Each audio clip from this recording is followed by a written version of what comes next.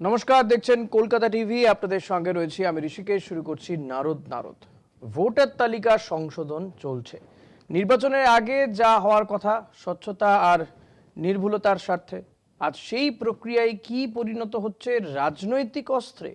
একদিকে জীবিত ৩৪৩ জন ভোটারের নাম বাদ দিতে চেয়ে ফর্ম 7 জমা, অভিযোগের কেন্দ্রে এক বিজেপি নেতা। অন্যদিকে ২০০২ সালের নথি জমা দিয়েও ফের হাজিরার ডাক একই পাড়ার ৩৫৭ জন, যাদের বড় অংশই পরিযায়ী শ্রমিক। তমলুক থেকে আরামবাগ, দুটি আলাদা ঘটনা, কিন্তু প্রশ্ন একটাই, ভোটার তালিকা সংশোধনের নামে কি সাধারণ মানুষকে হয়রানি করা হচ্ছে? ভোটাধিকার, যা গণতন্ত্রের মূল ভিত্তি, কিন্তু সেই অধিকার নিয়েই প্রশ্ন তুলছে রাজ্যে ঘটে চলা একের পর এক চাঞ্চল্যকর ঘটনা। তমলুকের পিতল সাহা গ্রামের বাসিন্দা বিজেপি নেতা অমিত মণ্ডল। অভিযোগ, পদম বসানের ২৪২ নম্বর বুথের ৩৪৩ জন জীবিত ভোটারের নাম বাদ দিতে ফর্ম 7 জমা দেন তিনি। সবচেয়ে চাঞ্চল্যকর বিষয়, এই তালিকায় ছিলেন ওই বুথের বিএলও আশফাক আলী বেগের পরিবারের সদস্যরা। হ্যাঁ, আমি কোনো বিশেষ মারফত জানতে পেরেছি যে আমার বুথে আমার নিজের পরিবারের সকল মেম্বার সহ আরও কিছু লোকের নামে ফর্ম 7 অ্যাপ্লাই করা হয়েছে, যে তাদের নাম কাটা হয়। কিন্তু তারা প্রত্যেকে অথেন্টিক। ইভেন আমার যে ফ্যামিলি আছে, আমার মা শিক্ষারত্ন পুরস্কার পেয়েছেন, আমার ফ্যামিলির অলমোস্ট সবাই পাসপোর্ট হোল্ডার।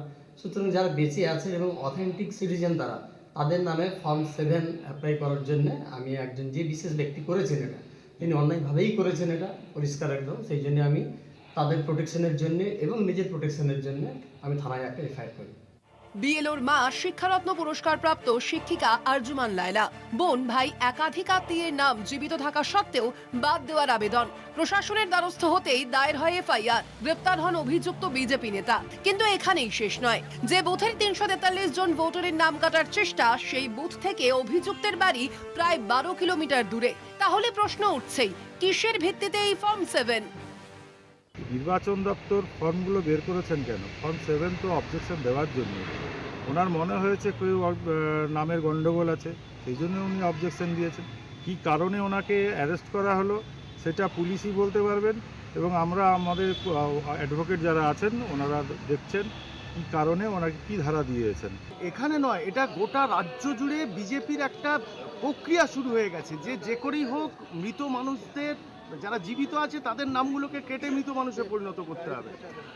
এই কাজের কর্মসূচি হিসাবেই কিন্তু এই কাজগুলো এরা করছে। অবাক করা ব্যাপার, যিনি বিএলও সাধারণ মানুষের হয়ে কাজ করছেন, তার পরিবারের নামেই মৃতদের তালিকায় চলে যাচ্ছে। মানে এর চেয়ে ভয়ানক জিনিস বিজেপি তৈরি করতে পারে, এটা ভাবা যায় না। অন্যদিকে আরামবাগের মায়াপুর ১ নম্বর গ্রাম পঞ্চায়েতের শেখপাড়া, একই পাড়া থেকে ৩৫৭ জনকে ফের এসআইআর শুনানিতে হাজিরার নোটিশ। অথচ ২০০২ সালের তথ্য সহ সমস্ত নথি ইতিমধ্যেই জমা। একবার ফিরে এলো, আবার জমা দিলাম, আবার বলছে তোমাদের আবার হিয়ারিং করতে যেতে হবে বিডিও অফিসে। আমরা কি করে এই তালিকায় রয়েছেন বহু পরিযায়ী শ্রমিক, কেউ গুজরাটে, কেউ মুম্বাইয়ে, কেউ আবার বিদেশে থাকেন। ফর্ম 7 দিয়ে জীবিত ভোটার বাদ দেওয়ার অভিযোগ আর এসআইআর শুনানির নামে দফায় দফায় হাজিরার চাপ, দুটি ঘটনাই নতুন করে প্রশ্ন তুলে দিচ্ছে। ভোটার তালিকার সংশোধন কি স্বচ্ছতার পথে নাকি আতঙ্কের পথে? গণতন্ত্রে ভোট দেওয়ার অধিকার মৌলিক। সেই অধিকার রক্ষায় যদি মানুষকেই বারবার প্রমাণ দিতে হয়, তাহলে প্রশ্ন ওঠে প্রক্রিয়া নিয়ে, উদ্দেশ্য নিয়ে। কলকাতা টিভি। আজ এই বিষয় নিয়েই আমরা আলোচনা করব। আমরা দেখেছি যে কালকেই সুপ্রিম কোর্ট যে শুনানি হয়েছে সুপ্রিম কোর্টে, তাতে যে নির্দেশ সুপ্রিম কোর্টের, তারপরও কিন্তু হয়রানি কোথাও একটুও কমেনি। আজকেও জেলায় জেলায় সেই হয়রানির ছবি দেখা গিয়েছে। আমাদের সঙ্গে রয়েছেন বিজেপি নেতা মধুসূদন বাগ, আমাদের সঙ্গে তৃণমূলের প্রতিনিধিও থাকবেন এই অনুষ্ঠানে। আপনাকে স্বাগত জানাবো মধুসূদন দা। যেটা জানতে চাইবো যে কালকেই সুপ্রিম কোর্ট নির্দেশ দিয়েছিল এক, যে এই যে যারা লজিক্যাল ডিসক্রিপেন্সির মধ্যে যারা পড়ছে তাদের তালিকা ঝোলাতে হবে পঞ্চায়েত অফিসে হোক বা ব্লক অফিসে, বিদ্যুৎ দপ্তরে, কিংবা যদি শহরাঞ্চল হয় তো ওয়ার্ড অফিসে ঝোলাতে হবে। এই হয়রানি যাতে কম করা যায়, মানুষের কষ্ট বুঝতে হবে। কিন্তু আজকেও দেখা গেল সেই হয়রানির ছবিটা চলছেই। উল্টে আপনাদের দলের এক নেতার বিরুদ্ধে অভিযোগ উঠেছে যে জীবিত ভোটারের নাম বাদ দেওয়ার জন্য তিনি ফর্ম 7 ফিল আপ করেছেন। ৩৪৩ জন জীবিত ভোটারের নাম বাদ চল না। মধুসূদন দা, আপনি কি শুনতে পাচ্ছেন আমার কথা? হ্যাঁ, ওয়াইফাই আছে তো। টিপি লিঙ্ক এরকম আছে। টিপি লিঙ্ক। মধুসূদন দা শুনতে পাচ্ছেন আমার কথা? কোনোভাবে হয়তো যোগাযোগ করা যাচ্ছে না। তবে এই যে হয়রানির ছবিটা জেলায় জেলায় দেখা গিয়েছে এবং প্রশ্ন উঠছে যে ভোটাধিকার রক্ষা নাকি প্রহসন চলছে এটা। গতকালই সুপ্রিম কোর্টের নির্দেশ ছিল এক শুনানির সময় বিএলএরাও যেতে পারবেন, যাদেরকে শুনানিতে ডাকা হয়েছে এসআইআর শুনানিতে। পাশাপাশি লজিক্যাল ডিসক্রিপেন্সি রয়েছে, সেই তালিকা যাদের নাম রয়েছে সেই তালিকা প্রকাশ করতে হবে, সেই তালিকা টাঙাতে হবে বিডিও দপ্তরে বা ব্লক অফিসে বা পঞ্চায়েত দপ্তরে, শহরাঞ্চলে বলে ওয়ার্ড অফিসে। অর্থাৎ মানুষকে জানাতে হবে যে কি কারণে তাকে আবার শুনানিতে ডাকা হচ্ছে বা কোথায় লজিক্যাল ডিসক্রিপেন্সি বা তথ্যগত অসঙ্গতিটা কোথায় রয়েছে ঠিক সেটা জানাতে হবে। কারণ অনেক ক্ষেত্রেই অভিযোগ উঠছে যে 2002 সালের নথি জমা দেওয়ার পরেও হাজিরার জন্য ডাকা হচ্ছে, একবার হয়তো হাজিরা দিয়েছেন তারপরে আবারও হাজিরার জন্য ডাকা হচ্ছে। তো একাধিক জেলাতেই এই ধরনের অভিযোগ সামনে যেমন উঠে আসছে, পাশাপাশি এই যে ফর্ম 7, এই ফর্ম 7 জমা দিয়ে আবার নাম বাদ দেওয়ারও একটা প্রবণতা দেখা গিয়েছে, যে কারণে বিজেপি নেতাকে গ্রেপ্তার করা হয়েছে। তমলুকের ঘটনা এটি, সেখানে বিজেপি নেতা অমিত মণ্ডলকে এই অভিযোগেই গ্রেপ্তার করা হয়েছে যে তিনি 343 জন জীবিত ভোটারের নাম বাদ দিতে ফর্ম 7 জমা করেছিলেন এবং তাকে গ্রেপ্তার করা হয়েছে বলে জানা যাচ্ছে। এবং ওই তালিকাতে কিন্তু বিএলও যে তার পরিবারের লোকজনেরও নাম ছিল। মধুসূদন বাগ রয়েছেন আমার সঙ্গে, বিজেপি নেতা। মধুসূদন দা, যেটা জানতে চাইছিলাম, কালকে সুপ্রিম কোর্টের নির্দেশ, তারপরেও দেখা গেল যে আজকেও হয়রানি হচ্ছে, এমনকি আপনার দলের নেতার বিরুদ্ধে অভিযোগ যে ফর্ম 7 জমা দিয়ে তিনি জীবিত ভোটারদের নাম বাদ দিতে চেয়েছিলেন। 343 জন জীবিত ভোটারের নাম বাদ দিতে গিয়ে তিনি ধরা পড়ে যান। অমিত আমার নাম্বার থেকে গ্রেফতার করা হয়েছে। 33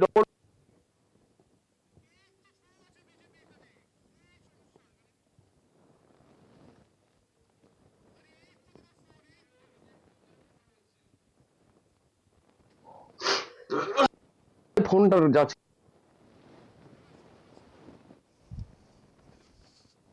শিক্ষারত্ন পুরস্কার প্রাপ্ত শিক্ষিকা আরজুমান লায়লা, তার বোন, ভাই, একাধিক আত্মীয়ের নামও জীবিত থাকা সত্ত্বেও বাদ দেওয়ার আবেদন করা হয়েছিল বলে জানা যাচ্ছে। বিএলওর মা, তার নাম ছাড়াও একাধিক ব্যক্তির নাম সেখানে ছিল। 343 জন ভোটারের নাম কাটার চেষ্টা করেন ওই বিজেপি নেতা অমিত মণ্ডল।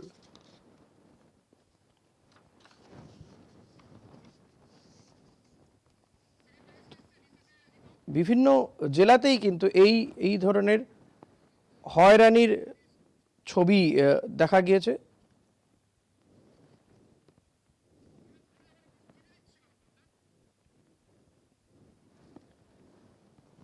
এসআইআর প্রক্রিয়া নিয়ে কিন্তু একাধিক অভিযোগ উঠে এসেছে এবং গতকালও সুপ্রিম কোর্ট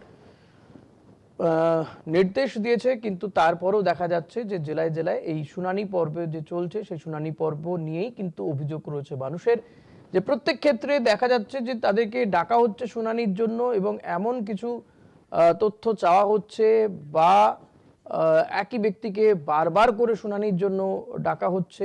এই ধরনের অভিযোগ উঠছে। এসআইআর শুনানিতে প্রত সাধারণ মানুষ তারা নাজেহাল হয়ে পড়েছেন। এই জায়গাতেই প্রশ্ন উঠছে যে ভোটাধিকার রক্ষা করা নাকি প্রশাসনের এটা প্রহসন চলছে একটা এই ভোটার তালিকা সংশোধনের নামে, তা নিয়ে কিন্তু ইতিমধ্যে প্রশ্ন উঠতে শুরু করেছে। অনেকেরই 2002 সালে ভোটার তালিকাতে নাম রয়েছে, বাট তাদেরকে শুনানিতে ডাকা হচ্ছে, নথি দিতে বলা হচ্ছে, কিন্তু কমিশন বলেছিল 2002 সালে ভোটার তালিকাতে নাম থাকলে তাকে আর কোনো নথি দিতে হবে না, শুধু ফর্মটা ফিল আপ করলেই হবে। কিন্তু তারপরও তাদেরকে শুনানিতে রাখা হচ্ছে। মধুসূদন বাগ রয়েছেন। মধুসূদন দা, শুনতে পাচ্ছেন আমার কথা?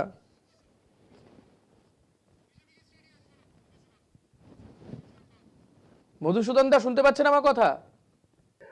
হ্যাঁ, শুনতে পাচ্ছি। মধুসূদন দা, আপনার দলের এক নেতার বিরুদ্ধে অভিযোগ, এক তো এই এসআইআর নিয়ে হয়রানি চলছে জেলায় জেলায়, তারপরেও আপনার দলের এক নেতা অমিত মণ্ডল, তার বিরুদ্ধে অভিযোগ যে ফর্ম 7 এর মাধ্যমে 343 জন জীবিত ভোটারের নাম বাদ দিতে তিনি ফর্ম 7 ফিল আপ করে জমা দিচ্ছিলেন, যাকে গ্রেপ্তারও করেছে পুলিশ।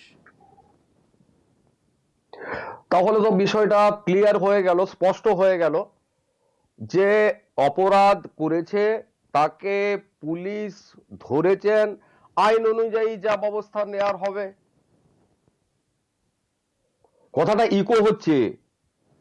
হ্যাঁ, গ্রেপ্তার তো হয়েছেন আপনার দলেরই নেতা, তাহলে এই যে ফর্ম 7 জমা দেওয়ার, গতকালও আমরা দেখেছি যে গতকাল যেহেতু লাস্ট ডেট ছিল, তো এই ফর্ম 7 জমা দেওয়ার যে তোড়জোড় দেখা গিয়েছিল, সেটা কি এই কারণেই যে জীবিত ভোটারদেরকে বাদ দেওয়াই মূল উদ্দেশ্য?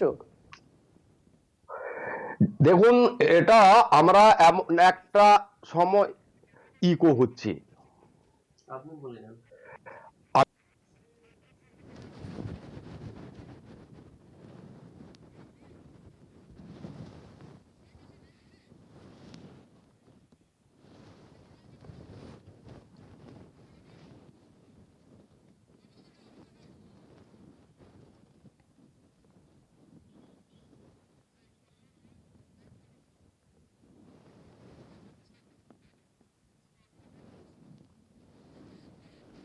বিভিন্ন জায়গাতে কিন্তু এই হয়রানির ছবি দেখা যাচ্ছে।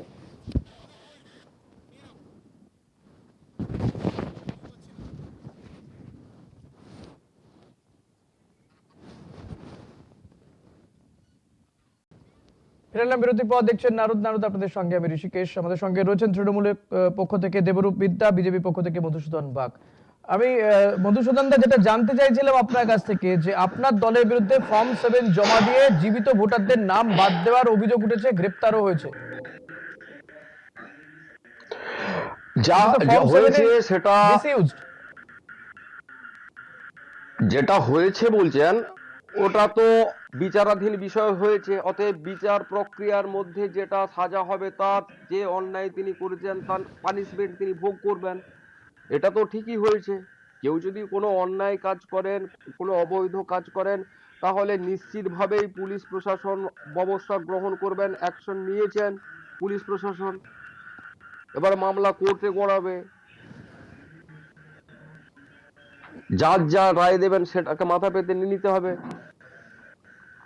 মানে এটা আপনার দল তাহলে কি ফর্ম 7 জমা দিচ্ছিল এই কারণেই, জমা দেওয়ার এত তোড়জোড় এই কারণেই ছিল যে আসল ভোটার যারা, জীবিত ভোটার যারা, বৈধ ভোটার, তাদের নামটা বাদ দিতে হবে?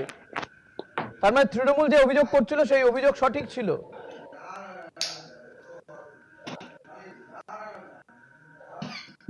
ইকো হচ্ছে। দেবরূপ দা, আপনার কাছে আসবো। মধুসূদন দা যেটা বলছেন, তাহলে তো যে অভিযোগ আপনাদের ছিল, এটাই কোথাও গিয়ে প্রমাণিত হচ্ছে যে আপনাদের অভিযোগ সঠিক ছিল। শুনুন, এই অভিযোগ তো আমরা সারা রাজ্য জুড়েই করছি এবং এইটা পরিকল্পনা মাফিক বিজেপির চক্রান্ত। আপনি যদি লক্ষ্য করেন দেখতে পাবেন যে যেখানে যেখানে সংখ্যালঘু ভোটাররা আছে, সেই ভোটটাকে কমানোর জন্য মূলত ওই অঞ্চলগুলোতেই এইরকম ফর্ম 7 জমা দিয়ে দিয়ে সেই সমস্ত সংখ্যালঘু ভোটারদের নামটাকে কেটে দেওয়ার জন্য বদ্ধপরিকর হচ্ছে। মৃত মানুষদের তালিকায় পাঠিয়ে দিচ্ছে তাদেরকে।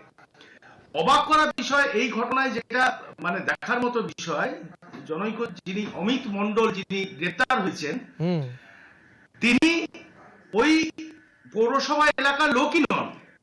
তিনি প্রায় 12 কিলোমিটার দূরে অঞ্চলে তার বাড়ি।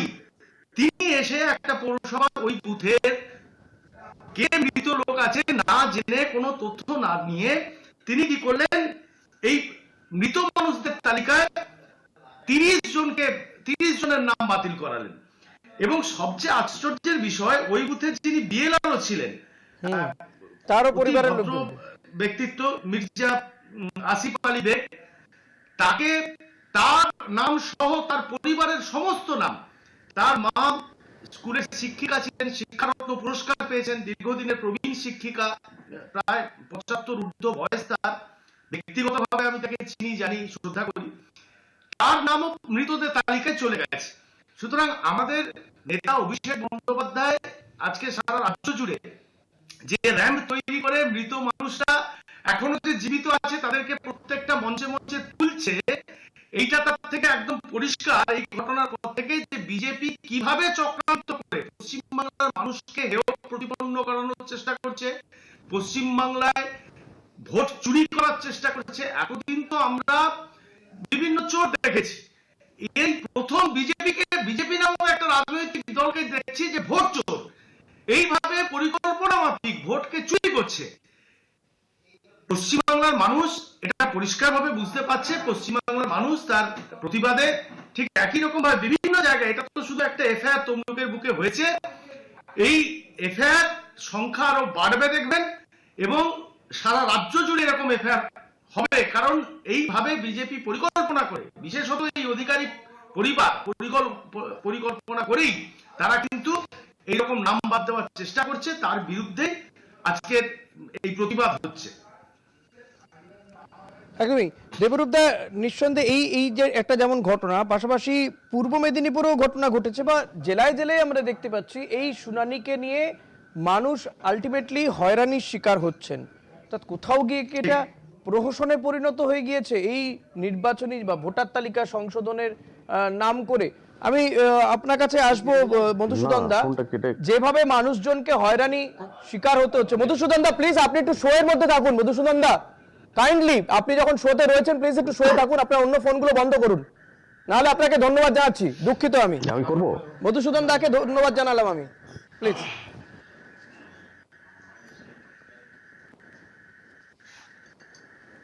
আমি দেবরূপদা আপনার কাছে জানতে চাইবো যে কোথাও গিয়ে তার মানে যে এটা তো প্রহসনে পরিণত হচ্ছে আলটিমেটলি। আমরা পশ্চিমবাংলার মানুষ শুধু নয়, সারা দেশের মানুষ যাকে নিয়ে গর্ব অনুভব করে, সারা বিশ্ব যার কাছে মডেল, সেই ডক্টর অমর্ত্য সেনের কাছে নোটিশ যাচ্ছে তিনি ভারতীয় কিনা তার প্রমাণ আজকে দিতে হচ্ছে। এর চেয়ে লজ্জার কিছু ঘটনা ঘটতে পারে বলে এই এসআইআর কে নিয়ে আর তো কোনো জ্বলন্ত উদাহরণ আমাদের হাতে নেই। যাকে বিশ্বের মানুষ, যার নামে ভারতবর্ষ পরিচিত হচ্ছে, তিনি আজকের এসআইআর এর লাইনে। সুতরাং এদের চিন্তা ভাবনাটাই এই জায়গায় দাঁড়িয়েছে। এই যে ভোট চোরের কথা বলছি, পশ্চিমবাংলার মাটিতে পাচ্ছে না, কারণ আমরা তৃণমূল কংগ্রেস সজাগ সচেতন হয়ে ময়দানে আছি বলে। উত্তরপ্রদেশের বুকে এখনো পর্যন্ত 3 কোটি মানুষের ভোটার তালিকা থেকে তাদের নামকে বাদ দেওয়া হয়েছে। এটা ভাবা যায়? 3 কোটি মানুষ ভোটার তালিকা থেকে বাদ যাচ্ছে। কর্ণাটকের বুকে এখনো পর্যন্ত প্রায় 1.5 কোটি মানুষের নাম বাদ চলে গেছে।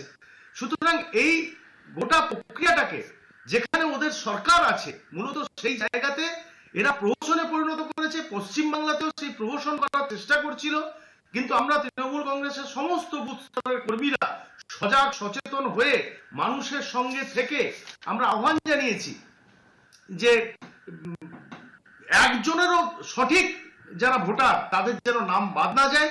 তৃণমূল কংগ্রেস তাদের সঙ্গে থাকবে, তৃণমূল যুব কংগ্রেস তাদের সঙ্গে থাকবে। প্রত্যেকটা বাড়িতে সে বিজেপি কর্মীরও যদি নাম বাদ যায়, সে সিপিএম এর কর্মীরও যদি নাম বাদ যায়, আমরা তৃণমূল কংগ্রেস পাশে থেকে তাদেরকে যেভাবে সাহায্য সহযোগিতা করার দরকার সমস্ত সাহায্য সহযোগিতা করেই আমরা তার ভোটার লিস্টে নাম তুলে ছাড়বো। একজনও সঠিক ভোটার তাদের নাম আমরা বাদ দিতে দেব না। অবাক করা বিষয়, নেতাজির প্রপত্রকেও আজকে হিয়ারিং এ যেতে হচ্ছে। তো মানে ভাবা যায় না। এটা তো মানে বাংলাকে ছোট করা, বাংলাকে অপমান করার যা যা কাজ এই বিজেপি সরকার গ্রহণ করেছে, তার বিরুদ্ধেই পশ্চিমবাংলার মানুষ এই 26 সালে তৈরি হয়ে আছে। আমরা যে মধুসূদন দাকে মানে যিনি আমাদের সঙ্গে ছিলেন অতিথি হিসেবে, তিনি অবশ্যই বিষয়টাকে খুব একটা গুরুত্ব দিচ্ছেন বলে মনে হলো না তার কথাবার্তা শুনে। তিনি বলছেন যে অন্যায় করেছেন তিনি তার সাজা পাবেন। মানে বিষয়টা এমন ভাবে দেখছেন, এতটা হালকা ভাবে দেখছেন। আদপে কি বিষয়টা এতটা হালকা ভাবে দেখার জিনিস? একজন ব্যক্তি যিনি 343 জনের নাম বাদ দেওয়ার জন্য ফর্ম 7 ফিল আপ করেছেন, তাহলে বোঝা যাচ্ছে যে বিষয়টা কোন জায়গায় যেতে পারে। আরো কত বিজেপি নেতা এই ধরনের ফর্ম ফিল আপ করছিলেন। এবং আমি আপনাদের চ্যানেলের মাধ্যমে সরাসরি ভাবে বলছি, এই লোকগুলো পুলিশ রিমান্ডে গেছে, ইন্টারোগেশন থেকে পরিষ্কার হবে। আমি দায়িত্ব নিয়ে বলছি, বিরোধী দলনেতার কাছ থেকে সমস্ত রকম অর্থনৈতিক সুযোগ গ্রহণ করেই এইরকম কিছু এজেন্টকে কাজে লাগানো হচ্ছে যে এজেন্টরা এলাকায় এলাকায় গিয়ে তৃণমূল কংগ্রেস শুধু নয় সাধারণ মানুষের নামটাকে বাদ দিয়ে হয়রানি করবে। সেই কাজ করার জন্য বিরোধী দলনেতার সরাসরি অর্থনৈতিক সাহায্যে এই সমস্ত অমিত মণ্ডলের মতো এজেন্টদেরকে তৈরি করা হয়েছে। আমার দৃঢ় বিশ্বাস, আপনারা লক্ষ্য করুন, আগামী এই 7 দিনের রিমান্ডের দেবরূপ দা, মধ্যে আপনি একজন আইনজীবী, তাহলে কেন পদক্ষেপ করছেন না? কেন যদি আপনার মনে হয় যে এর পেছনে বিরোধী দলনেতাই রয়েছেন, তার বিরুদ্ধে কেন অভিযোগ দায়ের করছেন না? করেছেন কি? এটা তো এখন মানে পুলিশ কাস্টডিতে আছে, সেখান থেকে নিঃসন্দেহে আরো অনেক তথ্য বেরিয়ে আসবে কাদের মদতে এইসব কাজ হচ্ছে। আমি আমার দৃঢ় বিশ্বাসের কথাটা বললাম এই কারণে যে উনারই সমস্ত অঙ্গুলি হেলনে এবং উনার সরাসরি অর্থনৈতিক সাহায্যে এই কাজগুলো হচ্ছে। এই বিষয়ে আমাদের কোনো রকম দ্বিমত নেই এবং আগামী দিনে এইগুলো রাজ্যের মানুষ বুঝতে পারবে, দেখতে পারবে। এটার মাধ্যমে কোথাও গিয়ে কি বিজেপি তারা যে কতটা দেউলিয়া হয়ে পড়ছে সেটাই প্রকাশিত হচ্ছে, নাকি বিহারের মতনই এই প্রসিডিওর এখানেও তারা চালাতে চেয়েছিল, যেটা কংগ্রেস বা আপনারাও অভিযোগ করেছেন? প্রথম তো আমরা বারবার ধরে বলছি যে বাংলা এবং বাঙালিকে হেয় প্রতিপন্ন করার জন্য সমস্ত রকম চেষ্টা এই সমস্ত বিদেশিরা চেষ্টা করছে। এই লড়াই সংগ্রাম বাংলার আত্মমর্যাদার লড়াই সংগ্রাম, এই লড়াই 26-এর লড়াই, বাঙালির অস্তিত্ব রক্ষার লড়াই। বাঙালির অস্তিত্ব রক্ষা করার জন্য আজকের আমরা তৃণমূল কংগ্রেস কিন্তু পথে ময়দানে আমরা সাধারণ মানুষের সঙ্গে ক্যাম্প করে মানুষকে সঙ্গে নিয়ে তাদের কোন রকম যাতে অসুবিধা না হয় আমরা তাদের সর্বদা পাশে আছি। প্রত্যেকটা হিয়ারিং এ আমাদের কর্মী নেতৃত্বরা উপস্থিত থেকে মানুষের যাতে কোন রকমের একজন সঠিক ভোটারের, একজন বৈধ ভোটারের যাতে নাম বাদ না যায় তার আমরা চেষ্টা চালিয়ে যাচ্ছি। এতগুলো বছর ধরে ভোটার লিস্টে এত সংখ্যক মৃত ভোটারও থেকেছিল, প্রায় 24 লক্ষ মৃত ভোটারের নাম বাদ গিয়েছে। হ্যাঁ, খুব স্বাভাবিক, তো এটাই স্বাভাবিক। মানে আপনারা তো এই রাজ্যের শাসক দল, লাস্ট 15 বছর ধরে শাসক দল, আপনারা এই ব্যাপারে কোনো পদক্ষেপ করেননি, করতে বলেননি কমিশনকে? অবশ্যই আমরা বলেছি এবং আপনি লোকসভা নির্বাচনের প্রাক্কালে যদি দেখেন সেই সময় কিন্তু প্রায় 21 লক্ষ নাম বাদ গিয়েছিল, মৃত ভোটারের নাম। এই লোকসভা নির্বাচনের পর থেকে আজকে এই 1.5 বছরে স্বাভাবিকভাবে আরো মৃত মানুষ বেড়েছে, সেই মৃত মানুষদের নাম বাদ যাচ্ছে। এই বিষয়ে তো কোনো দ্বিমত নেই আমাদের, এটা তো স্বাভাবিক পদ্ধতি। আমরা তো মৃত ভোটারদের নাম বাদ যাওয়া নিয়ে কোন রকম আমাদের বক্তব্য নেই, কিন্তু আমাদের বক্তব্য, আমাদের স্ট্যান্ড, তৃণমূল কংগ্রেসের স্ট্যান্ড খুব পরিষ্কার যে একজনও বৈধ ভোটারের নাম বিজেপির চক্রান্তে যেন ভোটার লিস্ট থেকে বাদ না পরিযায়ী যায়। শ্রমিক যারা একবার অলরেডি হাজিরা দিয়েছেন, তা 2002 সালে ভোটার লিস্টেও নাম রয়েছে, তাদেরকে আবার হাজিরার জন্য ডাকা হচ্ছে। মানুষকে হয়রানি দেওয়া ছাড়া তো আর কোনো কাজ নেই। পশ্চিমবাংলার মানুষকে যেন তেন প্রকারে হয়রানি করতে হবে, তাদেরকে যে কোনো ভাবে হয়রানি করে যাতে নির্বাচনী এই দেউলিয়াপনাটা, যেটা আপনি বললেন দেউলিয়াপনাটা যেভাবে বিজেপির বেরিয়ে আসছে, পশ্চিমবাংলার সাধারণ মানুষকে যেভাবে এরা হয়রানি দিচ্ছে, অতীতেও আপনারা দেখেছেন আধার কার্ড লিংক করতে হবে, রেশন কার্ডের সঙ্গে লিংক করতে হবে, ব্যাংকের অ্যাকাউন্টের সঙ্গে লিংক করতে হবে বলে চালালো। পরবর্তী সময় আপনারা দেখছেন সমস্ত আধার কার্ডকে গ্যাসের লাইনে দাঁড় করিয়ে দিল, গ্যাস দোকানে গিয়ে দাঁড় করিয়ে দিল, এখন আবার ভোটের লাইনে দাঁড় করিয়ে দিচ্ছে।